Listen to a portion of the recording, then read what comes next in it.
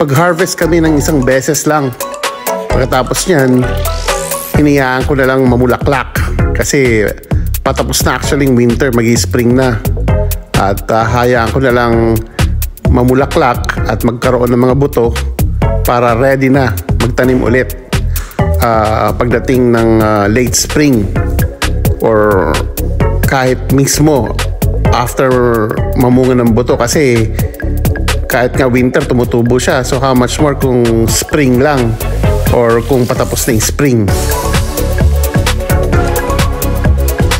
Nakakatuwa siya kasi na-discover ko na itong petchay na to, kahit tropical vegetable, tumutubo siya kahit winter dito sa Amerika, dito sa California.